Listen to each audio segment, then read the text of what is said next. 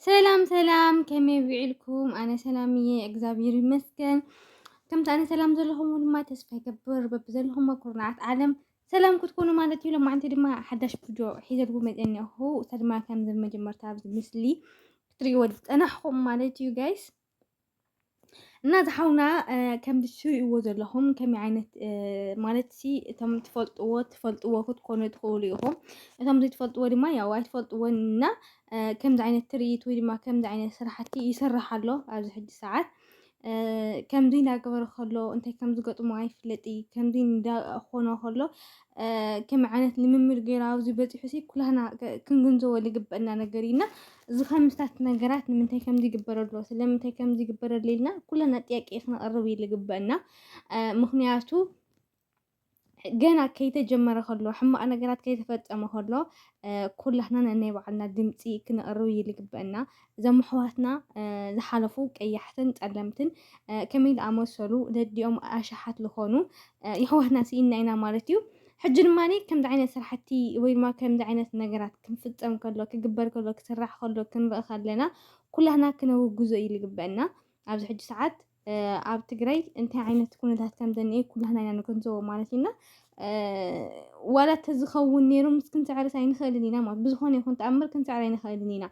ንምንታይ ተልኩም መንእሰይ ሓደ የለን እቲ ዘሎ ድማ ንምህላቕ እንተዘይኮይኑ ብዝን ከፋፊሉ እቲ ህዝቢ ንምጥፋእ እንተዘይኮይኑ እቲ ኣደ ንምንባዕ እንተዘይኮይኑ ካብኡ ሓልፍ ዋላ ሓንቲ ጥቕሚ ይኹን ከስቢ ኣይውሉይ ማለት ኢና ስለዚ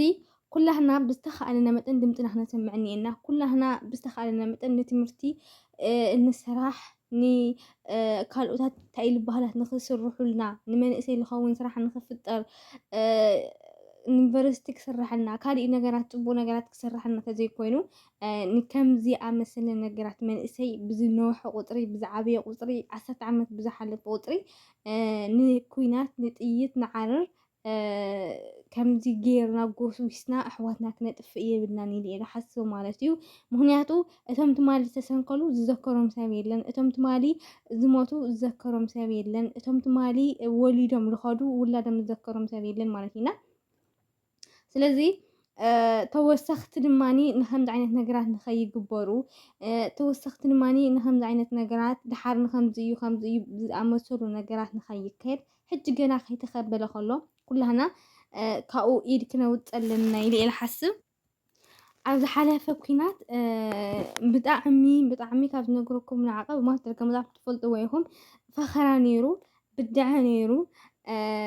ዋላ ሓንቲ ንኩናት ከምዚ እቃቃ ጨወታ ብደንጎላ ብዕንጉለ ብኮሚደረ እስካብ ልመስል ኣጋጣሚ ተፈጢሙ ማለት እዩ ኣዴታትና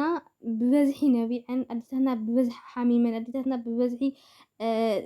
ፀገም በፂሕወን ማለት እዩ ጥዕና ሲኢነን ኣቦታትና ለብኡ ልክዕ ኣሕዋትና ለብኡ ልክዕ ስለዚ መሓዙትና ዝሰኣናዮ ግዜ ኣሕዋትና ዝሰኣናዮ ግዜ ስድራና ዝሰኣናዮ ግዜ ተመሊሱ ካልኣይ እቶም ኣቦና ኣደን ዘለው ድማኒ ንኽጠፍኡ ክንፈርድ የብልናን ኣብ ገዛና ምናልባት 3-4 ዝሰኣናሉ ኣሎ ኣብ ጎረቤትና እዞም 3-4 ዝተረፉ ድማ ንኸይጠፉ ናይ ኩላና ጎስጓስ ከድልየና እዩ ማለት እዩ ሓንቲ ሂወት ሓንቲ እስትንፋስ ክባር እያ ነዚ ክባር እዚኣ ድማ ናይ ኩለና ድምፂ ናይ ኩለና ጥይት ለይኮነትሲ ናይ ኩለና ድምፂ ጌርና ነዘን ሂወት እዚአን ክንትርፈና ኣለና ኢለ እየ ዝሓስብ ምክንያቱ ኣብዚ ሕጂ ሰዓት ብጣዕሚ እዩ ጎስጓስ እኒአ ኣብ ትግራይ ንሕዳሪኹም ይኹን ኩሉ ግዜ እዩ ኣብ ቀበሌ ኣኼባ ኩሉ ግዜ እዩ ኣኼባ ኩሉ ግዜ ኣኼባ ኩሉ ግዜ እዩ መንእሰይ እናተባህለ ዝእከብ ኣለና ስለዚ ኣብ ዝተፈላለዩ ኣኼባታት ብዝተኣከብናዮ ቁፅሪ ኣብ ዝተፈላለዩ ከባቢታት ብዝገበርናዮ ቁፅሪ ኣንፃር ኩናት ኣንፃር ዝመፅእ ዝኾነ ይኹን ነገራት ክንከውን እኒአና እምበር ምስኡ ተመሳሲልና ምስኡ ብሓደ ንኸደሉ ኣብነት ዋላ ሓንቲ ክህልወና ኣይውልይ ማለት እዩ ኩላህና ኢድና ከም ዘውፃና ከም ዘይንቃለስ ከም ዘይንዋጋእ ኩናት እንድሕር መፅኣ ሽንፈት ከም ትገጥም እምበር ከም ናይ ቅድሚ ሕጂ 10 ሸሓታት ኣማኢት ከፊልካ ከምዚ ዓይነት ቁመና ንክህልዎ ዝገብር መንእሰይ የለን ማለት ኢና ሕድሕድ መንእሰይ ነናይ ባዕልና ሓላፍነት ክንወስድ እኒአና ሕድሕድ መንእሰይ ነቲ ኩናት ክንድግፎ የብልናን ሕድሕድ መንእሰይ ኣንፃር እቲ ኩናት ቆይምና ኣንፃር ናይ ሰላም ድማኒ ጎስጎስቲ ነቲ ሰላም ደለይቲ ነቲ ስራሕ ዝኸውን ነቲ መንእሰይ ንምፍጣር ዝኣመሰለ ክትዕልሚ እንታይ እዩ ክኾን ዘለዎ እምበር ከምዚ ዓይነት ነገራት ክኸውን የብሉን ኢለ ኢለ ሓስብና ስለዚ ብዙሕ ሰብ ይሪኦ ኣለኹ እየ ብዙሕ ዋላ ብቪድዮ ክኸውን ይኽእል ብፅሑፍ ክኸውን ይኽእል አንጻርቲ ኩናት ከም ዘኒኦ ነቲ ኩናት ከም ዘይድግፍቲ መንእሰይ ዝናገር ኣለና ኩልና ድማ ብዝተኻኣለና መጠን ሕድሕድና ነናይ ባዕልና ንገብሮ ሞቲቬሽናት ብኻሊእ ኣርእስቲ ወይ ድማ ብኻሊእ ሓሳብ ክኸውን ይኽእል ይኹን ደኣ እምበር ኣብ ማእኸል ግን ከም ሓሳብ ከም ኣርእስቲ ከም ዜጋ ከም ትጋሩ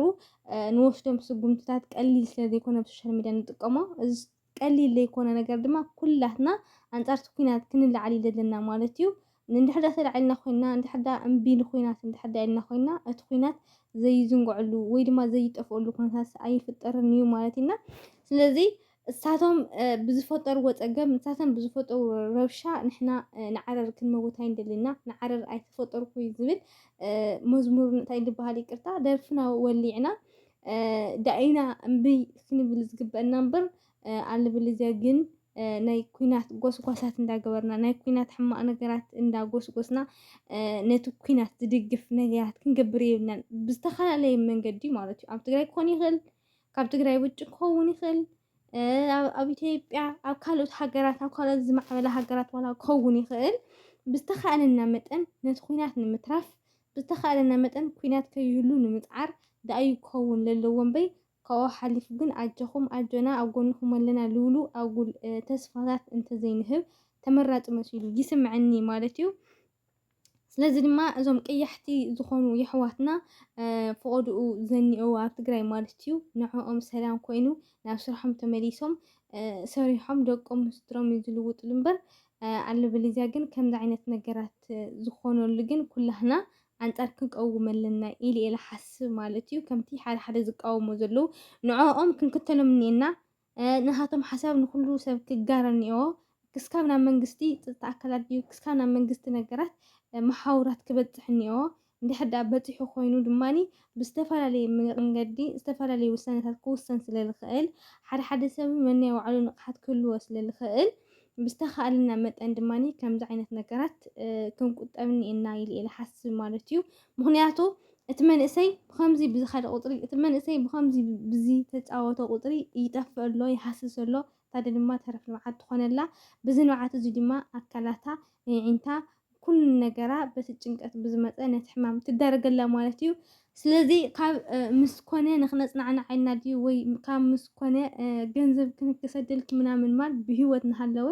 ንኽነብር ብሂወት ንሃለወ ሰሪሑ ንኽልወጥ ብሂወት ንሃለወ ስታት ነገራት ንኸየጋጥሞ ነቲ መንእሰይ ክንንቅሕ እኒአና ኢለ ኢለ ሓስብ ኩላህና ማለት እዩና